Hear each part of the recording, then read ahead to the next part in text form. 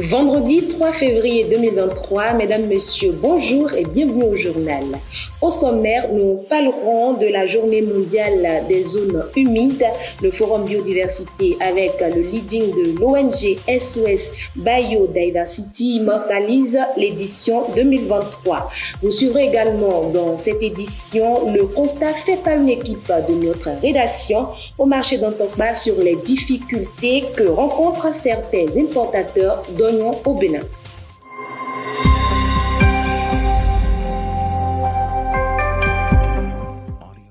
Hier jeudi 2 février 2023, c'était la journée mondiale des zones humides. À Cotonou, au Bénin, sous le leadership de SOS Biodiversity, les acteurs et organisations des domaines de l'environnement et de la biodiversité ont tenu à rendre mémorable cette journée à travers des activités dont une découverte à la marche du parcours de la trappe bleue de Weiro à Fifadji, la plantation de 100 pieds de Monsonia altissima dans la zone humide de Fifadji toujours et enfin une mini-foire de la biodiversité. Le compte rendu de cette journée, c'est avec Jean-Baptiste Rantonou et Gaël Clédier. Revitaliser et restaurer les zones humides à travers des actions concrètes. C'est le mobile principal de la célébration de l'édition 2023 de la Journée mondiale des zones humides organisée par SOS Biodiversity sous la coupole du Forum Biodiversité Bénin. Dans le but d'immortaliser cette journée et de contribuer convenablement à la restauration de la biodiversité, plusieurs activités ont été menées. Nous avons eu à organiser principalement 3 activités. Et d'abord une marche qui part de Weiro jusqu'à Fifadji pour montrer un peu le couloir de l'eau, du cours d'eau qui vient de Togbin déjà, Avlikete Togbin, et qui vient échouer à Fifadji et qui continue son chemin vers le lac Nokwe et voilà. Donc c'est d'abord ça et ensuite nous avons eu à faire une plantation d'arbres d'espèces autochtones et plusieurs espèces, une diversité d'espèces, mais principalement le Monsonia altissima qui est une espèce menacée de disparition qu'on ne trouve plus sur le territoire national à part une seule forêt qui se trouve dans l'Ouémé. La troisième activité, c'est une mini-foire de produits naturels issus de la biodiversité. Parlant des zones humides au Bénin, d'énormes constats ont été faits après cette découverte à la marche réalisée et qui méritent l'attention aussi bien du pouvoir central que des citoyens afin de prendre les mesures idoines pour accompagner les différentes initiatives. Et je crois que en faisant cette sortie aujourd'hui, Journée mondiale des zones humides, vous avez constaté avec moi que Cotonou regorge encore de ressources. On a encore des zones humides à Cotonou. On n'est pas allé loin, seulement au cœur de Cotonou. Mais malheureusement, qu'est-ce qu'on constate? C'est comment les gens ont géré ces zones. Je crois que c'est le constat que vous avez fait. Comment ces zones se gèrent. Pour ceux qui ont la chance d'aller visiter d'autres capitales, d'autres villes, ceux-là ont eu l'occasion de constater que, normalement, une zone humide, c'est une richesse quand c'est dans une capitale. On doit se mobiliser au niveau citoyen, au niveau éco-citoyen, pour commencer par agir.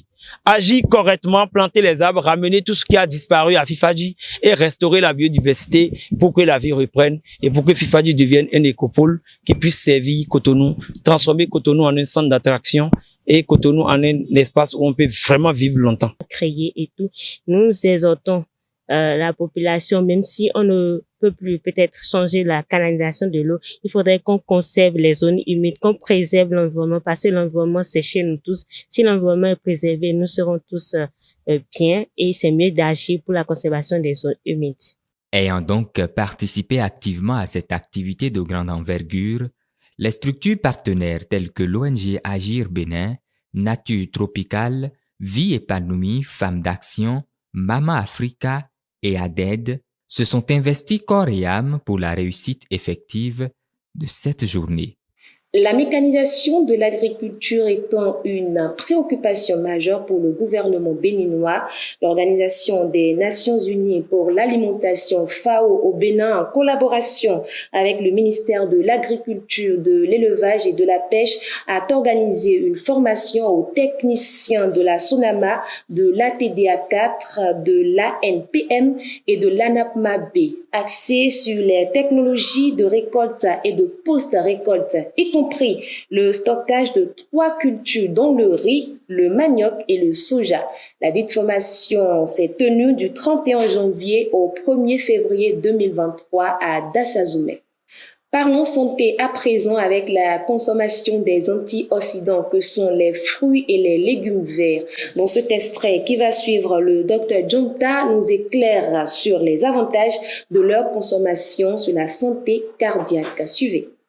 Parlant des principaux antioxydants, il faut dire que notre alimentation généralement est faite à partir des glucides, des lipides, des protéines. Nous consommons beaucoup plus ces aliments et moins que les autres aliments tels que les vitamines, les fruits, les légumes. Les antioxydants se retrouvent naturellement dans tous les fruits et dans tous les légumes. Je précise les légumes verts et les fruits frais, globalement. Et donc, dire qu'on va spécifier, c'est amener les gens à trop se déranger. Le plus important, c'est de consommer suffisamment de fruits et légumes. Classiquement, ce qui est indiqué, c'est que nous devons consommer environ 70% de fruits et légumes contre les autres aliments que nous consommons. Restons dans le même registre pour dire que la consommation de l'oignon est bénéfique pour la santé. C'est d'ailleurs l'un des légumes presque présents dans tous les marchés, même si son importation n'est pas sans difficulté. Quelques acteurs se sont prononcés au micro de nos reporters descendus pour faire le constat au marché d'Antokpa. L'oignon est une denrée alimentaire présente dans tous les marchés du Bénin, principalement dans le marché d'Antokpa, Cotonou, Maweli. Ce grand marché dispose d'un lieu spécial qui abrite la vente en gros et en détail de toutes les espèces d'oignons. Mais bien que l'oignon soit cultivé sur le territoire national, il est tout de même importé du Niger, du Nigeria et du Burkina Faso, compte tenu de sa forte demande. Il y a aussi la production locale de chez nous au Bénin, qui se trouve à Malanville dans le village de Bojekali. C'est le Niger qui produit à grande échelle parce que eux, ils produisent durant toute l'année. Ils font la surproduction durant toute l'année. Or, au Bénin, le Bénin a une seule période. Le temps du trajet de ce produit souvent attaché dans des sacs depuis les pays voisins jusqu'à destination au marché principal de Cotonou fait de lui une denrée périssable, surtout qu'il fait partie des produits qui ne supportent pas la chaleur.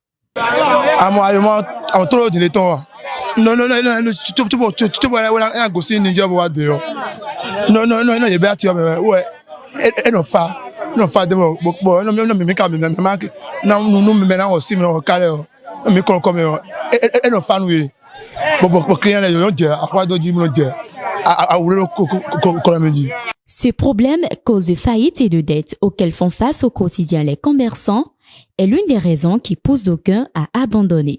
Bon, je voudrais dire au gouvernement de nous aider à trouver des moyens pour,